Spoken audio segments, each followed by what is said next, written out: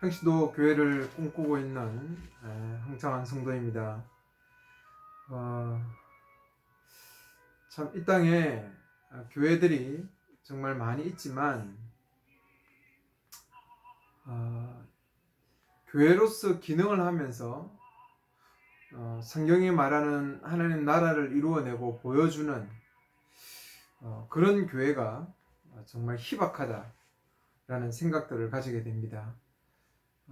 대부분 사람들의 어떤 은혜 위주의 그리고 삶의 위로와 격려 위주에 맞춰져 있는 하나님 나라를 이루어가는 총체적인 최전선에 서 있는 교회로서의 모습을 잃어버린 그런 부분들을 참 많이 보게 됩니다. 빨리 평신도 교회들이 성도들이 깨어나서 평신도 교회들이 이 땅에 서가면서 하나님 나라를 이루어가는 교회 공동체가 이 땅에서 진정으로 태어나고 또 그렇게 하나님 앞에서 쓰임 받아가는 그런 날이 반드시 오리라 확신하고 또 소망해 봅니다. 지금 우리가 요한계시록을 계속해서 보고 있는데 요한계시록이 단순히 어떤 예언적인 미래의 예언적인 부분보다는 복음적이면서 교회론적인 요소를 가지고 있다는 사실을 제가 인지하라고 계속 말씀드리고 있습니다. 그래서 복음적이고 복음에 대한 설명, 교회론적인 설명으로서의 계시록을 볼 때에 여러 가지 어떤 미래에 일어날 것처럼 보이는 심판이나 이런 부분들이 그것이 복음의 한 핵심, 십자가의 죽으심과 부활과 그리고 최종적인 심판을 통한 하나님 나라의 완성이라는 측면에서 우리가 계시록을 이해하게 되고 또 보게 되면은 충분히 그것이 어떤 미래적인 어떤 예언서적인 측면 그리고 현세적인 부분을 바로 적용하는 그런 세대주의적인 해석에서 우리가 빠지지 않고 성경을 잘 지혜롭게 볼 수 있다라는 생각이 듭니다. 지금 하고 있는 이 심판 부분도 우리가 그것을 문자적인 해석 그대로 바라보면서 뭐 진짜 해가 떨어지고 별이 떨어지고 사람이 곤충에 죽고 불에 타고 태양이 불을 죽이고 어떤 항충이 와서 죽이고 하는 이런 심판, 실제적인 심판의 어떤 문자적인 요소로 우리가 좀 이해하지 않았으면 좋겠습니다. 그래서 우리가 잘 알고 있는 아마겟돈 전쟁도 뭐 갯돈 전쟁이라고 하는데 이런 아마겟돈 전쟁도 실제적인 어떤 뭐 3차 대전, 4차 대전 이런 어떤 부분으로 해석하려고 하고 지금 또 해석해 가려고 하는 지금 러시아와 우크라이나의 전쟁들을 바라보면서 3차 전쟁에 대한 핵전쟁에 대한 위험성이 한층 고도되어 있지 않습니까? 이럴수록 아마 계시록을 통해서 또 이렇게 푸는 목사들이 제가 볼 때는 아주 많을 것 같아요.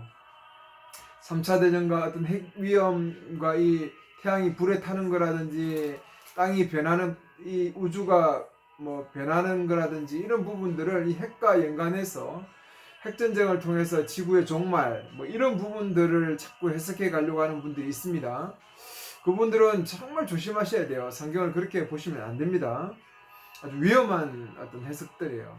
물론 핵전쟁이 나타날 수 있고 그로 인해서 지구가 망할 수도 있습니다. 그러나 그것이 지금 이 요한계시록이 이야기하려고 하는 내용은 아니라는 사실들을 제가 분명하게 단정적으로 말씀드립니다. 그래서 아마겟돈 전쟁도 어떤 그 사단의 최종적인 어떤 그 공격 그리고 최후의 발악 그리고 하나님의 최종적인 심판 승리 이런 구도에서 우리가 보는 것이 요한계시록의 전체적인 흐름을 깨치지도 않고 또한 어떤 성경의 복음서적인 의미를 깨치지 않고 제대로 보는 것이다 라고 그렇게 생각합니다. 오늘 16장에 대한 부분을 나눌 것인데요. 15장에서 이제 최종적인 심판을 가해가기 전에 15장에서 그 심판을 이루시는 그 하나님의 위대함, 그분의 존엄함, 그리고 그 심판자들에 대한 어떤 그 하나님께서 그들에 대한 심판, 그리고 공의로움, 의로움, 어떤 그 영광스러움에 대한 어떤 서러운 부분을 이제 이야기했죠. 그래서 마지막 최종적인 대접 심판이 16장에서 드디어 시작되죠. 그래서 성전으로부터 큰 소리가 나죠. 성전으로부터. 성전은 하나님께서 함께 하신 곳이고, 그리고 하나님이 통치하시는 곳이고, 하나님께서 또 이끌어 가시는 곳이죠. 거기로부터 일곱 천사가 하늘의 일곱 대접을 땅에 쏟아 부어라 라고 하는 최종적인 하나님의 심판의 선언이 이루어지게 됩니다. 그때 첫 번째 천사가 대접을 땅에 쏟으니까 악한 종기들, 독한 종기들이 퍼지죠. 우상 숭배자들, 거짓 선자들에게 충성한 자들, 결국은 이 세상이죠. 거짓의 영에 속아서 살아가는 이 세상에 각종 종기들이 나죠. 이것은 구약의 그 출애굽 애굽에 내렸던 재앙과 흡사하죠. 그래서 애굽의 재앙을 알고 있는, 그것이 하나님의 영광스러운 회복이었고, 그 애굽의 심판은 결국은 하나님 나라의 어떤 그 완성을 향해서 가는 그 부분에서 너무나 중요한 것이었기 때문에, 하나님 백성들을 보내는 것이었기 때문에 그것에 반대했던 애굽에 대한 심판이나 결국은 로마에 대한 심판, 나아가서는 그 로마와 같은 바벨론 악의 총체에 대한 심판을 이야기하는 거죠. 그래서 상징적으로 그 심판을 보여주고 있습니다. 애굽의 그 독종 심판, 이미 유대인들이 잘 알고 있는 그 독종 심판을 통해서 하나님께서 하나님의 세상을 향해서 로마를 향한 이 심판들이, 하나님의 심판이 이루어져 가고 있는 것이죠. 결국은 이 심판은 가정이고, 결국은 최종적인 승리를 할 것이라는 사실들이 이미 출애굽을 경험한 유대인들에게, 그 출애굽을 통한 승리를 알고 있는 그들에게 이미 이것은 아주 선언적인 내용으로 다가가게 되는 것입니다. 그리고 둘 번째는 대접을 쏟으니까 피처럼 되었죠. 바다에 있는 모든 생물이 죽어버립니다. 이것도 출애굽의 어떤 날강이 피로 변하는, 그죠? 그리고 그 안에 있는 생명들이 죽는 그러한 어떤 심판과 똑같은 동일한 부분을 이야기하고 있습니다. 그러면서 거룩한 분께서 심판하시 의로우시다. 그분의 심판이 의롭다라고 그렇게 이야기하죠. 왜 그러냐면 이 심판의 의미가 뭐냐라는 것을 설명하죠. 이 심판의 의미는 성도들과 예언자들의 피를 흘렸으므로 그 피에 대해서 주어 그들에게 다시 되돌려 주는 것이죠. 공의로운 심판이라는 것이죠. 결국은 하나님께서 당신의 교회를 보호하시고 지키시고, 그 백성들이 당했던 그 피 흘리기까지 순교한 그에 대한 대갚음으로서의 심판, 공의로운 하나님의 심판이다라는 부분들을 분명하게 이야기하고 있습니다. 그리고 그래서 그 심판이 옳고 정의롭다라는 것이죠. 공의로운 심판이다라는 것을 강조하고 있죠. 그리고 네 번째 대접을 쏟으니까 불로 사람을 태우는, 엄청 태양이 뜨겁게 불이 타서 그 사람들을 태워버립니다. 불로서 태우는 것이죠. 그러니까 이 부분이 어떤 태양의 핵을 통한 어떤 심판, 이런 부분들을 많이 과학적으로 증명하려고 하는데, 이것은 과학적으로 뭔가를 이야기하는 것이 아닙니다. 해는 심판의 도구죠, 그죠? 태운다는 것도 심판의 도구, 심판을 상징하는 하나님의 세상을 향한 그 심판이 분명하게 있을 것이고, 그 하나님의 심판 앞에 세상은 고통을 당할 것이죠. 이 부분을 분명하게 강조하는 것입니다. 그런데 그들이 이 심판에도 불구하고 하나님을 모욕하고 회개하지 않죠. 세상은 완악하죠. 출애굽 시대에 바로가 그렇게 완악하듯이 세상은 이 심판왕에도 최종적인 심판이 주어지기까지 해겠지 않습니까? 그것이 세상의 특징이죠.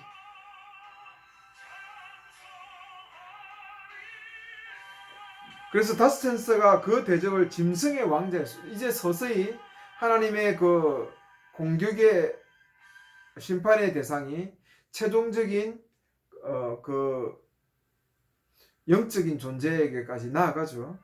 그죠? 그래서 그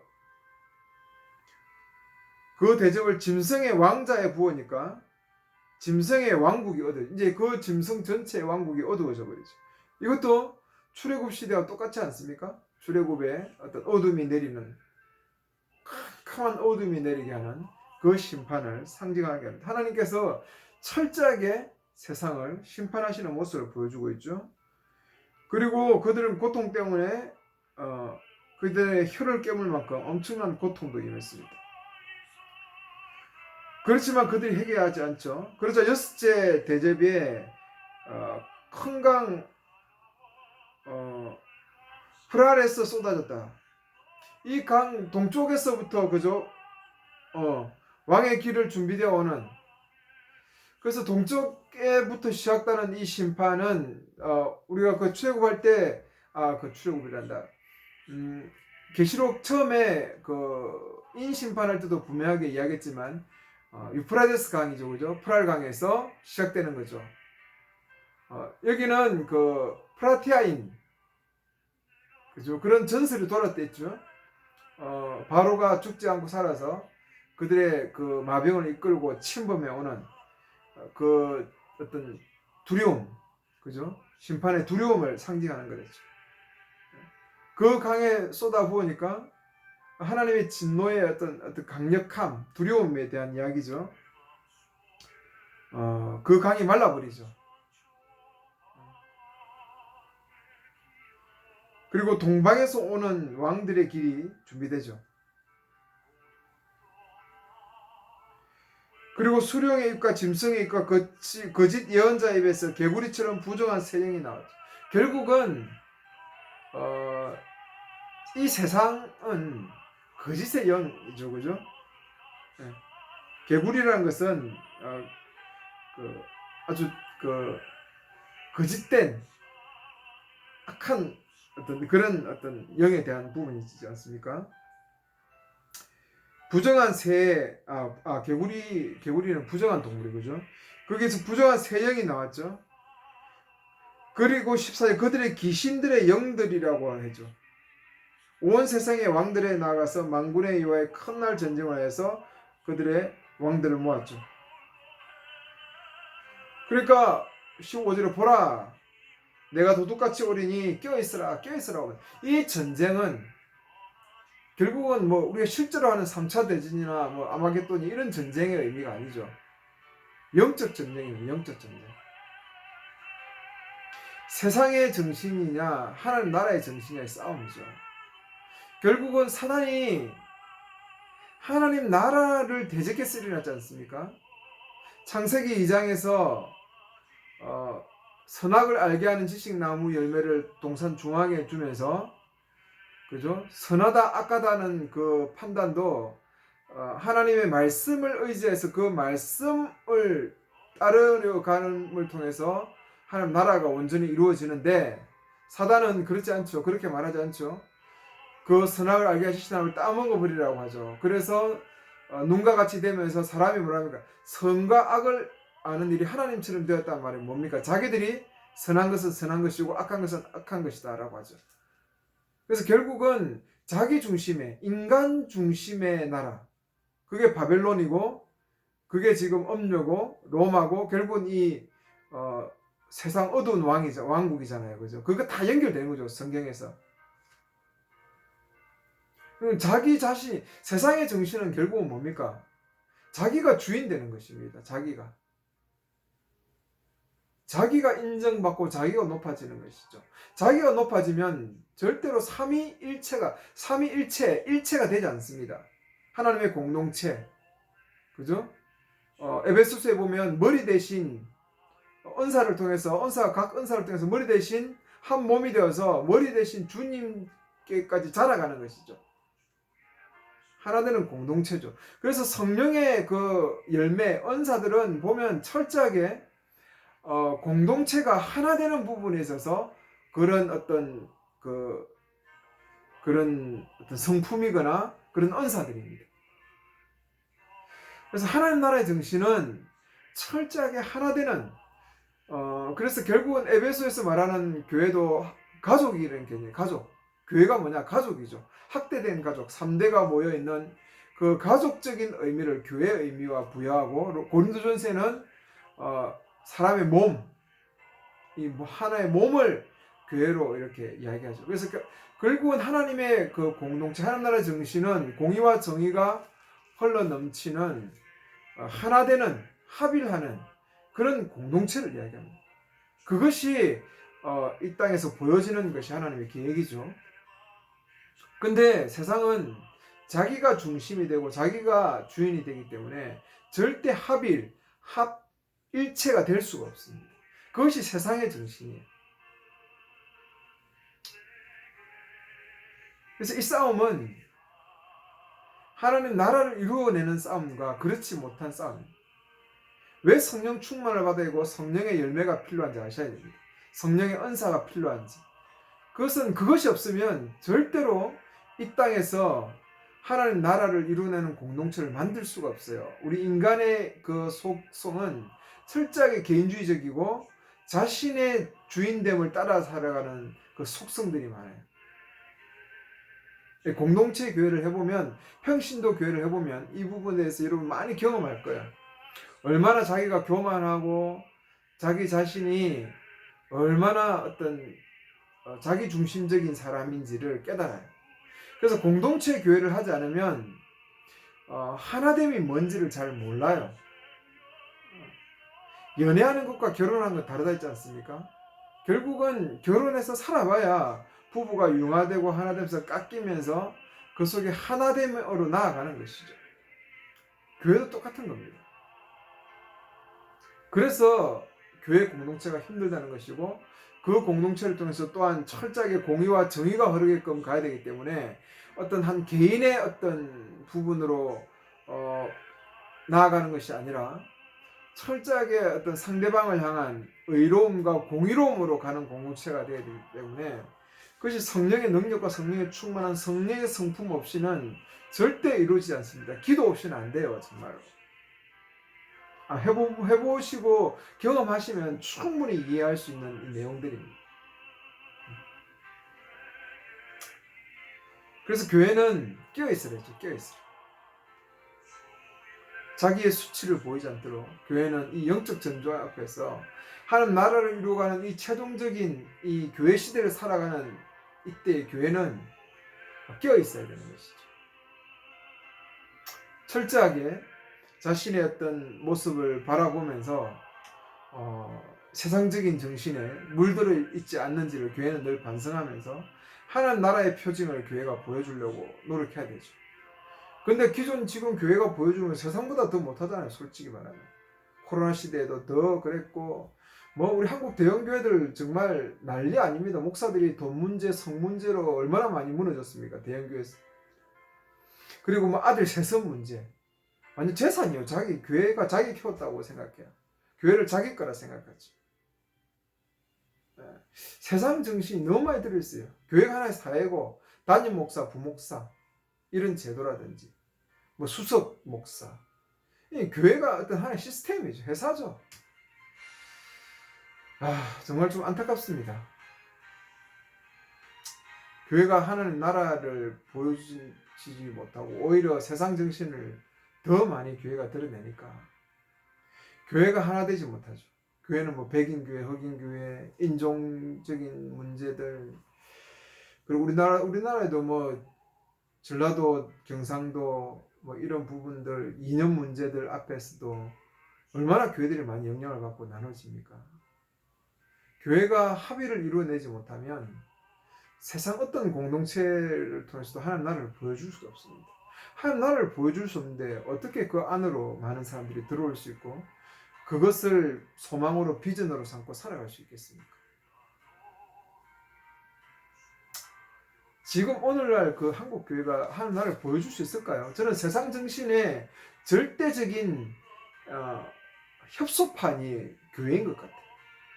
그렇게 지금 교회가 전락되어 있는 것이. 교회 껴 있어야 됩니다. 왜냐면 16절에 히브리어로 하르머깃도, 하르라는 것은 언덕이죠. 언덕. 하르는 언덕이고 머깃도는 구약에 보면 뭐 사사기나 역대상하 보면 그 전쟁이 엄청난 전쟁이 있었던 곳이죠. 그래서 하르 머깃도라는 것은 이미 그 머깃도 그 언덕의 전투 현장을 알고 있기 때문에 참혹한 전투의 어떤 그 역사를 알고 있기 때문에 이 머깃도의 이 아마겟돈 전쟁을 통해서 모은다. 그것은 이미 이제 그 전쟁의 그 최종적인 전쟁의 그 강력함, 참혹함, 이들도 이제 최후 발언하는 것이죠. 그런 부분을 생생하게 이게 드러내는 거예요. 뭐 3차 대전, 아마겟돈이 3차 대전 이런 게 아닙니다. 그래서 이제 마지막 이제 7번째 천사가 대접을 공중에 부었다는 것은, 이 공중이라는 것은 뭡니까? 이게 아까도 말했지만 그 뭐죠? 그 5번째 천사가 왕자의 보좌에 쏟아부었다 했죠. 왕국, 공중권세 잡은 자들, 뭐 그런 이야기가 않습니까? 이 세상에 대한 심판을 말하는 거죠. 큰 소리와 성령을 부어서 말했다. 번개와 소리와 천둥, 지진이 크게 있었는데 이 지진이 사람들이 한 번도 볼 수 없는 만큼 엄청난 큰 두려움, 심판이 임한 것이죠. 그러면서 큰 성이 무너져 버리죠. 세 부분 나눠져 버리고 이방 성들이 무너진데 그 성 이름이 바벨이죠. 바벨.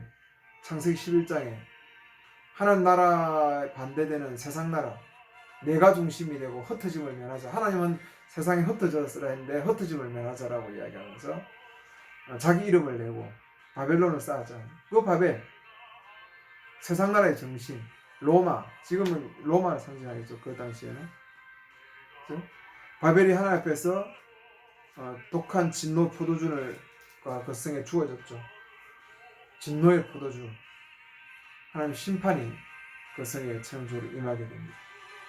그리고 약 1달란트 되는 큰 우박, 1달란트는 엄청난 무게죠. 그죠? 그 무게가 그들에게 쏟아 부어지는 거죠.